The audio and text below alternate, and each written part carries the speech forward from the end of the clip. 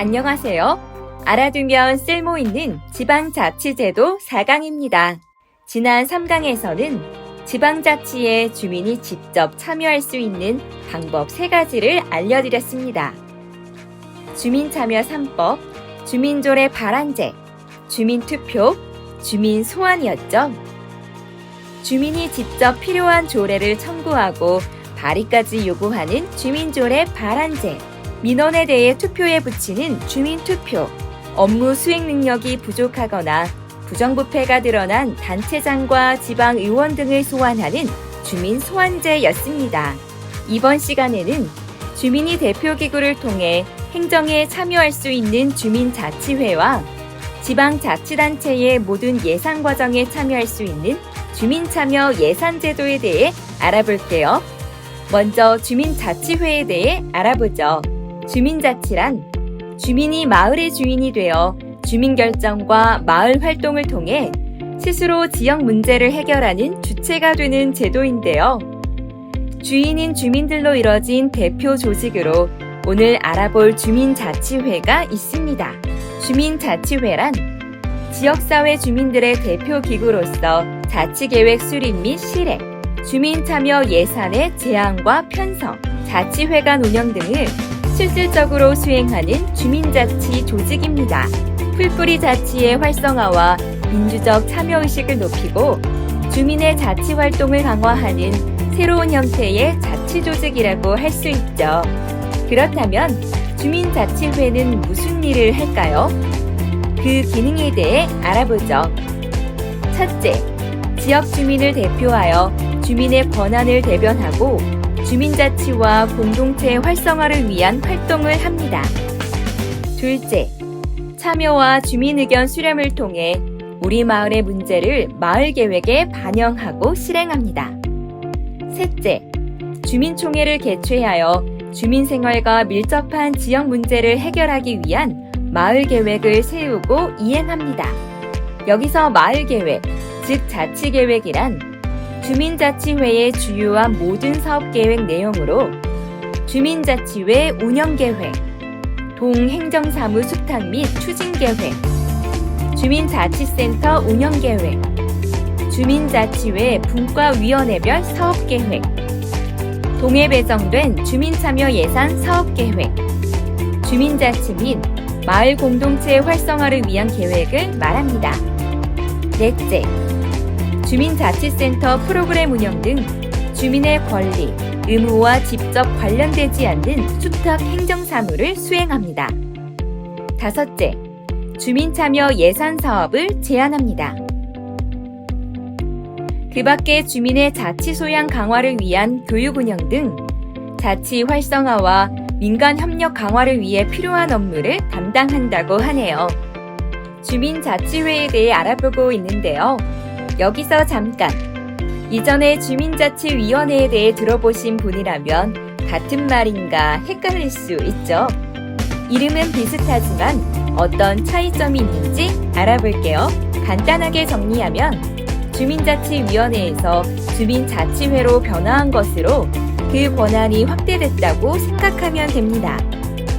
주민자치위원회는 읍면동 주민자치센터의 운영에 관한 사항을 심의하거나 결정하기 위해 지자체의 조례에 따라 설치된 주민협의체로 주민자치센터의 문화, 복지, 편익시설과 프로그램 등 운영 및 읍면동 행정의 자문 역할을 담당하고 있습니다. 이후 주민자치회는 실질적인 공동체 생활자치 실현을 위해 만들어진 주민협의체로 기존 주민자치위원회가 담당하던 읍면동 주민자치센터 운영 등 주민복지 기능 이외에 주민화합 및 발전을 위한 주민자치 업무, 지방자치단체의 위탁 업무 등도 담당하고 있습니다. 현재의 주민자치회는 주민자치위원회의 권한을 보다 확대하여 주민의 생활 현장과 관련된 기능을 직접 결정하고 수행함으로써 생활자치를 추진하는 주민대표 자치기구가 된 거죠. 자문 역할에서 실질적 문제 해결 기구가 됐다, 이런 거죠. 이해가 되시나요? 이제 지역의 주민으로서 주민자치회에 참여하는 방법에 대해 설명해 드릴게요. 주민자치회는 나뿐만 아니라 함께 행복한 지역 공동체를 만드는 데 의미가 있습니다. 공통의 문제를 주민의 힘을 모아 해결하고자 하는 마음이 있다면 주민자치회의 문을 두드려보면 좋겠죠? 참여 신청은 가까운 동주민센터에서 가능하며 만 16세 이상 해당 자치군에 거주, 생활주민 누구나 참여 가능합니다. 여기서 생활주민이란 거주하지 않더라도 생업에 종사하는 주민을 말해요. 본격적으로 참여하게 되면 주민자치회를 구성하는 주민자치위원으로 주민자치 활동을 시작하게 되는데요. 주민자치회위원은 매년 공개 모집을 통해 모집하고 주민자치 기본교육을 이수한 지원자 중 공개 추첨을 통해 선정된답니다. 추첨으로 선정된 주민은 주민자치위원으로 위촉되어 마을계획 수립과 주민총회 개최, 자치사업을 수행하게 됩니다. 주민자치위원이 되면 주민총회를 개최하고 마을의 주요 안건에 대해 해결책을 제시하며 계획을 수립하는 일을 수행한다고 했죠. 그럼 주민총회는 어떤 기관일까요? 매년 지방자치단체는 지역별로 주민총회를 하게 되는데요. 주민총회는 지방자치단체의 주민 누구나 참여하여 주민자치활동과 마을계획을 논의하고 스스로 결정하는 주민공농장입니다. 말 그대로 참가하는 주민이 직접 마을 의제를 발굴하고 해결 방안을 찾는 것입니다. 예를 들어 광주광역시 광산구의 경우 2021년 우리 동네 행복으로 주민총회를 열고 21개의 전체동이 마을 의제 발굴에 나섰다고 하는데요. 주민총회에 상정할 마을 의제는 각 동별 주민자치회가 마을계획단을 구성해 분과별 마을 조사를 하고 주민들의 의견을 수렴하여 실행 방안을 논의한 끝에 결정하게 됐습니다. 또한 코로나19 확산 방지를 위해 현장 참여를 최소화하고 온라인 방식으로 총회를 진행했으며 광산구의 시민참여 플랫폼 광산온 온라인 투표 시스템으로 마을 의제의 우선순위를 정했다고 하네요. 광주광역시 광산구의 사례를 살펴보면서 마을계획단이 분과별 마을 조사를 했다는 말이 나왔죠.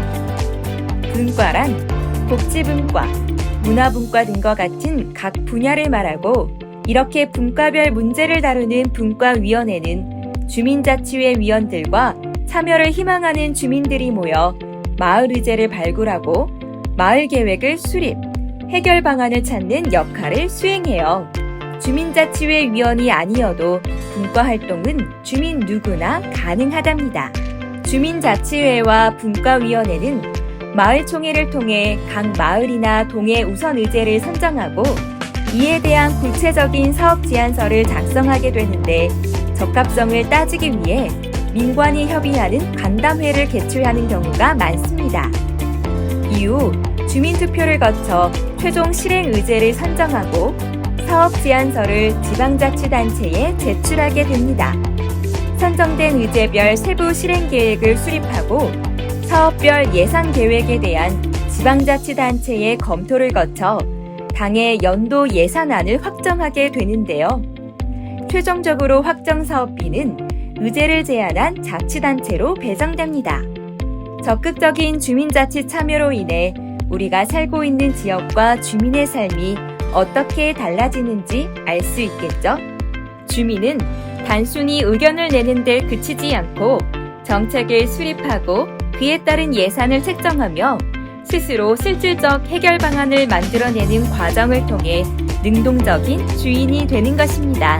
또 이러한 과정을 통해 주민자치회의 성장 기반을 마련하고 주민 참여 확대 및 지방 기초단체의 역량을 강화할 수 있게 된답니다. 우리나라는 주민 간의 소통, 행정과의 소통, 마을 공동체 활동을 장려하기 위해 매년 전국 주민자치 박람회를 열고 있는데요. 광산구는 제20회 전국 주민자치 박람회에서 첨단이동 주민자치회가 대상을, 구가 최우수상을 받았습니다. 행정안전부, 대통령 소속 자치분권위원회, 열린사회시민연합 등이 공동 주최한 이번 대회는 주민자치, 학습공동체, 지역 활성화, 제도 정책 등 6개 분야로 공모가 진행됐답니다. 전국에서 총 322건이 접수된 가운데 서류 심사, 인터뷰 심사로 70건의 우수 사례가 선정된 거죠. 이후 70건의 우수 사례 중 온라인 전시관 심사를 거쳐 최종 8개 마을로 선정, 발표 심사를 거쳐 전국 대상을 수상했습니다. 첨단 이동 주민자치회는 주민자치 분야에서 지난해 최우수상에 이어 올해는 국무총리상인 대상을 받으며 앞서가는 주민자치를 입증했는데요. 12개 협의체 확대 운영, 마을관계망 구축을 기반으로 마을교육 공동체, 골목 상권 활성화, 청소년 주민총회, 자원 순환 캠페인, 마을 역사문화 자원 알리기 활동 등 마을 문제를 찾고 해결하는 등 자발적이고 주체적인 자치 활동이 높은 평가를 받았습니다. 광산구는 이외에도 제도정책 분야에서 2019년 우수상에 이어 올해는 최우수상을 받으며 한 단계 성장한 주민자치 선도도시의 면모를 과시했습니다. 민관 협력을 통한 제도 개선, 주민자치회 중심 관계망 확장, 자치활동가 선순환 구조 마련 등 주민자치 지속성과 자립성 확보를 위한 정책적 노력이 뒷받침된 결과라고 할 수 있습니다. 여러분, 앞서 주민총회부터 예산 편성 과정까지 잠깐 살펴봤었죠? 기억나시나요? 이제 이러한 예산 편성과 같은 중대한 사안은 주민의 입장에서 매우 궁금하실 거예요. 지금부터 지방자치단체의 예산 편성, 집행, 결산, 환류까지 모든 예산 과정에 주민이 참여하는 제도, 주민참여 예산제도에 대해 알려드릴게요. 주민참여 예산제도의 도입은 원래 지방행정부가 단독으로 예산을 결정하던 것에서 사업과 관련된 지역 주민들이 참여하여 재정에 관한 의사결정 권한을 공유하게 되었는데요. 이를 통해 소외계층은 물론 지역 주민이 자신의 의사를 표출할 수 있는 길이 열리게 되었죠. 그 결과 재정 운영의 투명성, 공공재 재분배, 정부에 대한 신뢰 향상, 도시 거버넌스 구축 등의 긍정적인 성과가 나타났습니다. 이런 주민참여 예산제도는 1989년 브라질 포르투 알레그레시에서부터 시작되었습니다. 포르투 알레그레의 참여 예산제는 주민들이 직접 예산 편성 과정에 참여하는 제도로서 주민 참여의 성공적인 모델로서 긍정적인 평가를 받아왔죠. 참여 예산제는 상파울루와 같은 다른 대도시들로 확산됐고 이후 브라질을 넘어 미국 뉴욕 시카고, 스페인 세비야, 독일 리히덴베르크 등 전 세계의 수많은 도시들로 퍼지게 됐습니다. 우리나라의 경우는 2003년 광주광역시 북구에서 처음으로 시작한 이래로 2005년 참여예산 법적 근거를 마련하고 2011년 지방재정법 개정을 통해 주민참여 예산제도 실시를 의무화했습니다. 이후 2014년 예산안에 주민의견서 첨부 의무화, 2018년에 주민참여 예산기구 설치 근거 마련, 2020년 참여예산 운영 현황 및 주민의견서 공시를 통해 전국 243개 지자체로 확산되었습니다. 거의 모든 자치단체에서 주민의 참여와 감사를 통해 건전한 지방재정을 운영하고 재정 민주주의를 실현하기 위해 노력하고 있다는 말이죠. 법적인 기반이 마련되는 것으로 그치지 않고 적절한 예산 편성이 되도록 주민 참여 방법을 알고 있어야겠죠. 지역에 거주하는 주민이라면 누구나 참여할 수 있는 주민 참여 예산제도. 어떻게 참여할 수 있을까요? 참여 조건과 절차를 알아야 참여도 할 수 있어요. 주민 참여 예산제도는 사업 제안, 사업 선정, 예산 편성, 예산 집행, 예산 결산, 환류의 순서대로 진행돼요. 먼저 사업 제안의 경우 주민 누구나 참여 가능한데 지방자치단체의 공모, 주민참여 예산기구나 주민자치회 위원으로도 참여 가능해요. 사업에 대한 제안서를 작성해서 자치단체를 직접 방문하거나 우편, 온라인 등으로 접수 방법은 다양합니다. 사업 제안서 작성은 다음과 같아요. 광산구 제안서 양식을 좀 살펴볼게요. 제안사업 구분의 경우 생활 밀착형 사업이나 마을 공동체 사업의 경우는 일반 참여형으로, 구 전체를 하는 광역사업의 경우는 구정 참여형으로 구분해주면 됩니다. 아래 제안자 인적사항을 적고 분야를 구분해줍니다. 이후 사업명, 사업의 위치, 현재 상황을 알 수 있는 사진 첨부, 사업 내용을 적습니다. 사업을 시행할 필요성과 기대 효과를 적고 이에 필요한 소요 예산과 수혜 범위를 구체적으로 적어주면 됩니다. 예를 들어 마을 공터에 불법 쓰레기 투기를 방지하기 위해 화단을 조성하는 사업을 제안하고자 한다면 생활 밀접형이기 때문에 일반 참여형 사업으로 신청합니다. 제안 내용으로 도시의 안전과 위생을 해치는 불법 쓰레기 투기를 막기 위해 화단을 조성하고자 한다고 적으면 되겠죠? 이에 대한 실태를 알려주는 사진을 첨부하면 좋습니다. 화단의 조성이 필요한 이유로는 불법 쓰레기 투기로 인한 주거 환경을 보장받지 못하는 점, 쓰레기로 인한 악취와 해충 방지, 미관상 좋지 못함 등을 들 수 있겠고 기대 효과는 이와 관련해 항목을 적어주면 됩니다. 마지막으로 예산을 책정해 적어주고 수혜 대상으로 마을 주민, 어린이, 노약자 등으로 적을 수 있습니다. 이에 대한 자세한 내용은 해당 행정복지센터로 연락해 문의할 수 있습니다. 제안서 작성이 끝나면 주민총회, 주민투표, 주민참여 예산기구의 심의를 거쳐 주민제안사업의 우선순위를 결정하고 지방자치단체에 이를 전달하게 되죠. 여기서 잠깐 주민참여 예산심사에 대해 좀 더 알아볼게요. 예산은 우선순위를 결정한다고 했는데 이를 결정하는 방법이 있겠죠? 필요성, 해당 사업이 우리 동네에 필요한가? 공감성, 해당 사업을 하는 것에 사람들이 공감할까? 수혜 대상, 많은 사람들이 혜택을 받을 수 있는가? 시급성, 해당 사항이 바로 실행에 옮겨야 하는 사업인가? 예산 절약, 예산 낭비인 사업은 아닐까? 등의 항목을 나눠 현장 실사, 심의를 통해 결정하게 됩니다.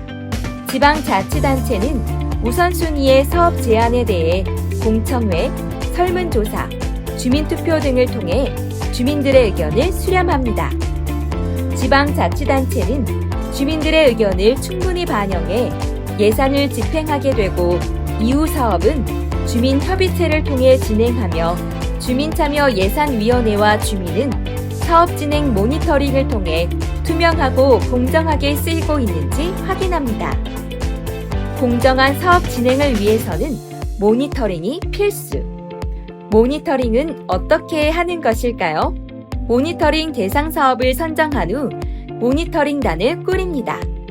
그리고 모니터링 사업 관련 자료를 요청해 계획서를 살펴보고 자료에 이상이 없는지 점검합니다. 이후 관련 부서와 현장을 방문하고 절차상 중복 여부, 민원사항, 예산 적정 여부, 향후 관리 방안 등 함께 문제점을 해결하고 발전 방안을 모색하게 되는 과정이 바로 모니터링입니다. 모니터링이 다 끝나면 결과 보고를 하게 되는데 사업부서에 송부하면 됩니다. 즉, 제안 취지와 목표에 맞게 추진되고 있는지 도움자의 역할을 하시면 되는 겁니다. 이후 지방자치단체를 통해 결산, 지방의회의 결산 심의와 승인을 거치게 되죠. 각 예산 집행과 승인, 환류에 이르기까지 절차마다 다양한 방법으로 주민이 참여할 수 있다는 것 기억해두면 좋겠습니다. 그럼 실제 주민참여 예산제도에 참여한 우수 사례를 살펴볼까요? 예산 확정 후 모니터링에 대한 사례입니다. 지난 2020년 주민참여 예산제도 우수 사례로 경상남도가 뽑혔는데요. 사업명은 공동체 협력 지원과 협력, 주민참여 예산사업지 모니터링이었습니다. 사업명처럼 경상남도의 마을 문제를 주민 스스로 해결할 수 있도록 마을 공동체 활동이나 주민 활동을 지원하는 경남 공동체 협력 지원가가 주민참여 예산 모니터링을 실시함으로써 마을 활성화를 도모하기 위해 실시했답니다. 여기서 말하는 공동체 협력 지원가란 행정과 협력하여 공동체 활동이 부족한 마을의 주민 상담, 모니터링, 컨설팅을 통해 주민과 마을 스스로의 문제 해결을 돕는 활동 지원가를 말하죠. 참여 인원은 65명, 자격 요건은 도민으로 2년 이상 주민 공동체의 활동 경험이 있고 관련 정부, 도, 시, 군의 공모 예산 사업 수행 경험이 있으며 공동체 협력 지원과 양성 교육을 이수한 자를 대상으로 했습니다. 주요 활동 내용은 주민 사업의 상담, 모니터링, 컨설팅, 회계 지원, 주민 자치 사업 관련 상담, 공농장 기획, 네트워크 활동 지원, 주민 참여 예산 등 마을 공동체 관련 사업 컨설팅, 모니터링을 실시했습니다. 특히 사전 설명회를 통한 모니터링 기법을 제시했는데 정확하고 심도 있는 모니터링을 위해 모니터링단을 대상으로 사전 설명회를 진행했습니다. 모니터링 결과 부진 사업은 사업 추진 여부, 부진 사유 해소 방안 등 해결 방안을 제시하고 사업 부서에 공유했습니다. 또 이를 통해 주민참여 예산 제도 개선 및 향후 주민참여 예산제 운영계획 수립 시 활용할 계획이라고 밝혔습니다. 경상남도의 사례를 보면 주민의 눈높이에서 참여 예산 사업을 모니터링하며 주민 의견, 개선 사항 등을 파악해 제안 사업의 품질 향상을 이끌어냈죠. 거기에 예산과 집행 과정에서 주민주도형 주민참여 예산제를 실현했다는데 의미가 깊습니다. 이번에는 아쉽게도 사업 추진 후 개선이 필요한 사례를 소개할 텐데요. 국내 한 도시의 사례입니다. 2018년 A시의 주민참여 예산제도의 운영 현황을 살펴볼게요. 2018년 7월부터 8월까지 시민이 8개 사업을 주민참여 예산 사업으로 신청했으며 시민을 대상으로 설문조사를 실시했습니다. 그리고 시민 473명의 설문조사와 시청의 건설과, 회계정보과, 사회복지과 등의 검토를 거쳐 3개 사업, 예산 1억 2천만 원이 선정되었습니다. 하지만 시청 홈페이지 등에 그동안의 주민참여 예산제도 운영 성과를 공개하지 않고 주민이 참여할 수 있는 방법도 다양하지 못했습니다. A시는 주민참여 예산제도에 오프라인 참여 공간뿐 아니라 전용 온라인 참여 공간이 없고 시청 홈페이지에 시정참여 코너에 주민참여 예산제도 게시판만 운영했습니다. 또 이와 관련한 조례에서는 주민참여 예산위원회 임기 및 연임 규정이 없어서 위원회 전문성 강화에 미흡하다고 보여졌습니다. 가장 큰 문제로 드러난 것은 주민참여 예산제도와 기존의 주민자치 조직 간의 연계와 소통이 이뤄지지 않는다는 점이었습니다. 주민이 참여해서 지역의 예산을 책정하는 제도지만 제도 자체가 유명무실하거나 형식적으로 운영되지 않도록 지방자치단체와 지역민의 노력이 꼭 필요하겠죠. 주민자치회와 참여예산제도 모두 주민의 참여 역량을 강화할 수 있는 학습의 장이요, 참여 민주주의의 중요한 역할을 담당하고 있습니다.